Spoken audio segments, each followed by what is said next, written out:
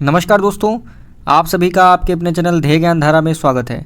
आज हम लोग यूपीएससी पेट 2023 एग्ज़ाम के लिए टॉप 40 प्रश्न करंट अफेयर के देखने वाले हैं, जो कि अंकित भाटी सर का जो प्रैक्टिस सेट है उसी से यह महत्वपूर्ण टॉप 40 प्रश्न लिए गए हैं। इससे संबंधित आपके 2 या 3 वीडियो और आएंगे, जिसमें टोटल आपके 150 प्रश्न कवर कराने का प्रयास किया जाएगा। तो बिना टाइम गंवाए स्टार्ट करते हैं आज का सेशन। पहला प्रश्न है कि हाल ही में भारतीय प्रतिस्पर्धा आयोग मतलब कि CCI की प्रथम महिला अध्यक्ष के रूप में किसे नियुक्त किया गया है। तो इस प्रश्न का जो सही उत्तर होगा वह होगा ऑप्शन सी, रवनीत कौर। रवनीत कौर को भारतीय प्रतिस्पर्धा आयोग की प्रथम महिला अध्यक्ष के रूप में नियुक्त किया गया है। अगला प्रश्न है कि निम्न में से कौन यूनिसेफ इंडिया के नेशनल ब्रांड एम्बेसडर नियुक्त किए गए हैं। तो उनका नाम है भारतीय अभिनेता आयुष्मान खुराना।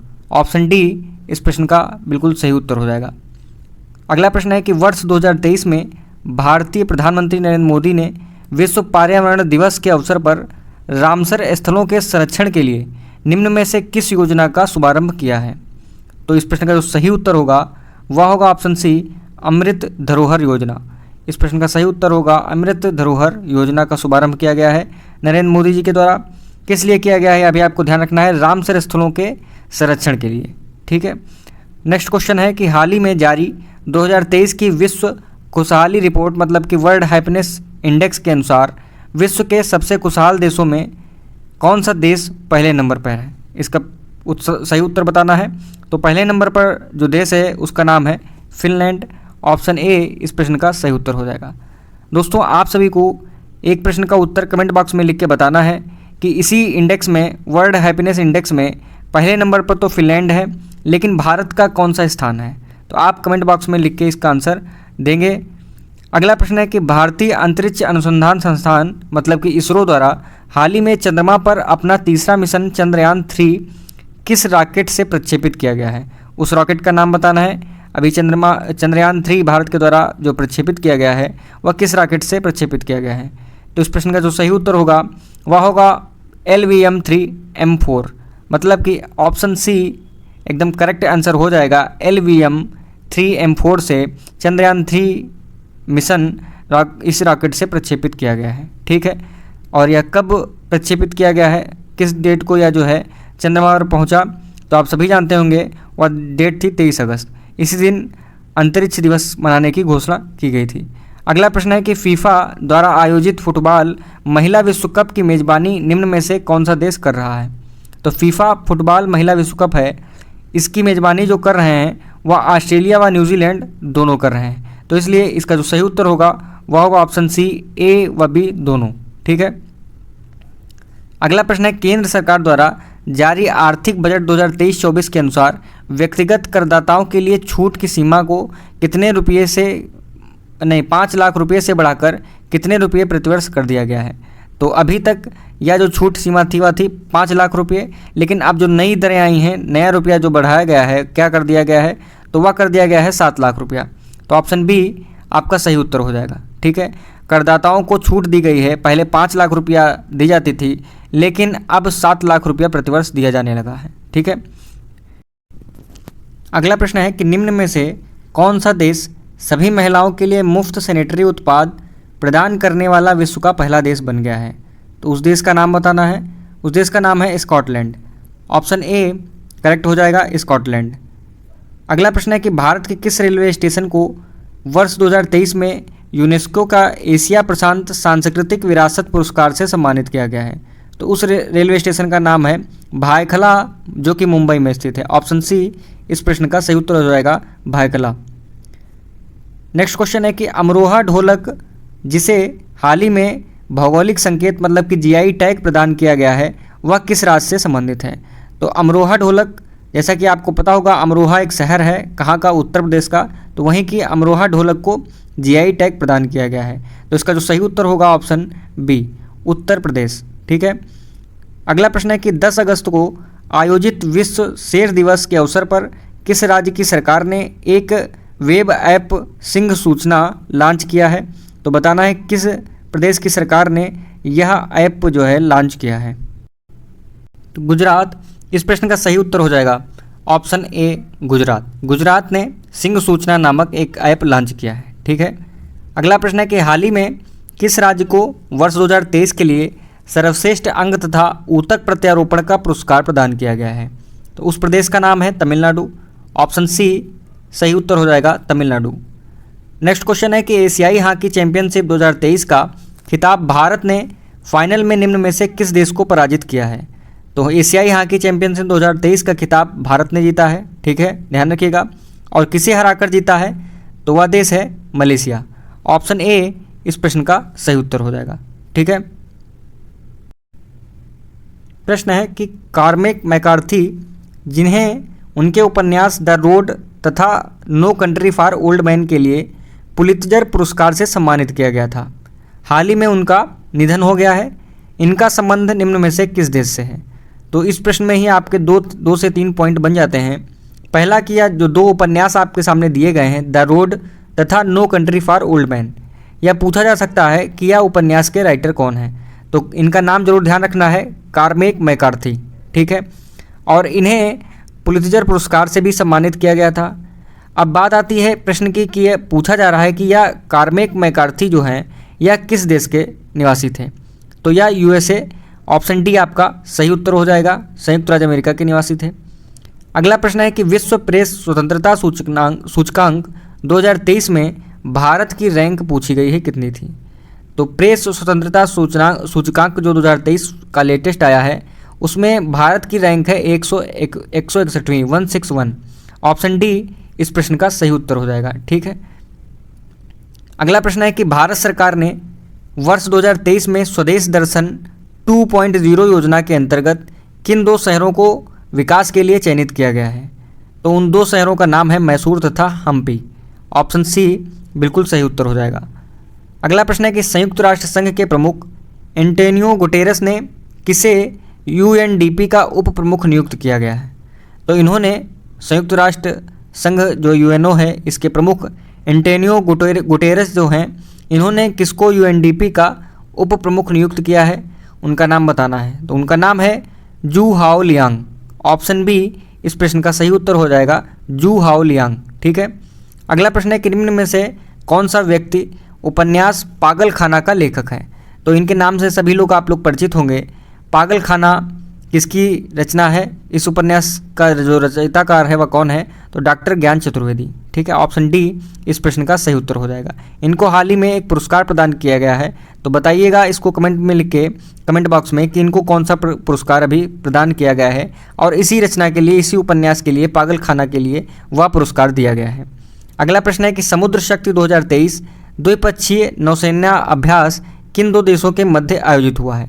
तो समुद्र शक्ति 2023 अभ्यास जो द्विपक्षीय है यह किसके बीच हुआ है? तो यह हुआ है भारत तथा इंडोनेशिया के बीच।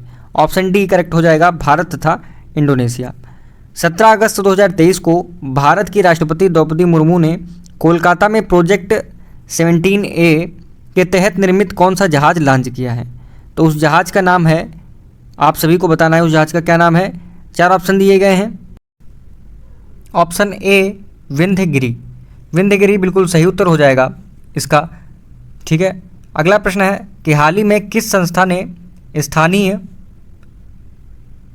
स्थानीय प्रकाशकों की सहायता के लिए भारतीय भाषा कार्यक्रम का शुभारंभ किया है? तो किस संस्था ने भारतीय भाषा कार्यक्रम का शुभारंभ किया है? तो वह संस्था का नाम है गूगल।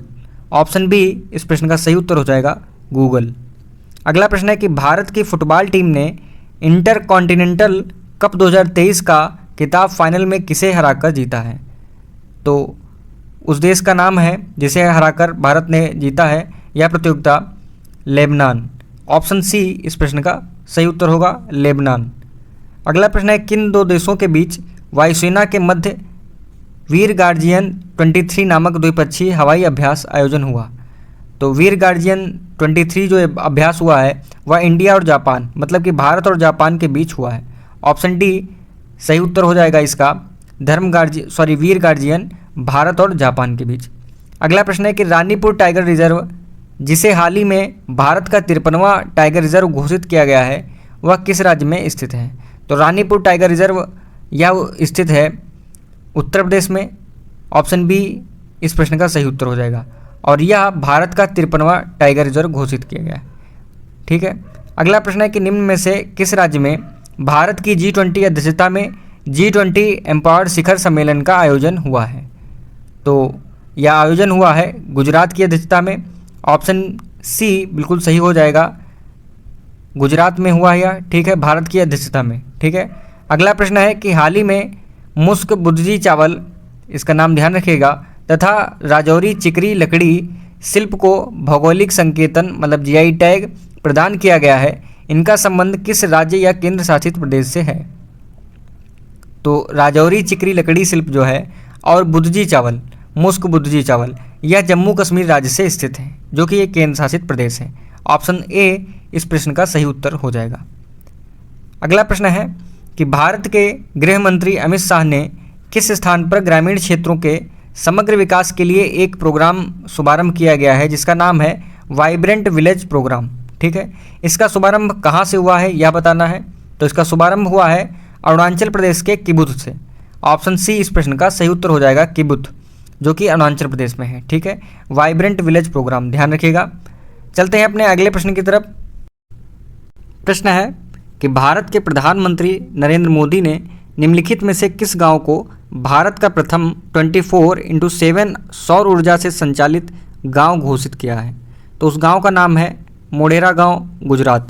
ऑप्शन ए सही हो जाएगा, गुजरात राज्य का मोढेरा गांव है जिसे मोदी जी ने भारत का प्रथम 24x7 सौर ऊर्जा से संचालित गांव घोषित किया है। अगला प्रश्न है कि 18 जून 2023 को इंडोनेशिया के जकार्ता में आयोजित बैडमिंटन टूर्नामेंट में सुपर 1000 वर्ग का पुरुष डबल्स खिताब जीतकर किन दो खिलाड़ियों ने इतिहास रचा है? तो उन खिलाड़ियों का नाम है सात्विक रेड्डी तथा चिराग रेड्डी। ऑप्शन सी सही उत्तर हो जाएगा। ठीक है, सात्विक रेड्डी तथा चिराग शेट्टी का नाम आपको ध्यान रखना है। अगला प्रश्न है कि किस राज्य सरकार ने दुग्ध विकास और दुग्ध उत्पादन के लिए अग्रणी राज्य बनने के लिए 1000 करोड़ रुपए की लागत से नंद बाबा दुग्ध मिशन का प्रारंभ किया गया? तो प्रश्न में आपको दो चीज़ें ध्यान रखनी है।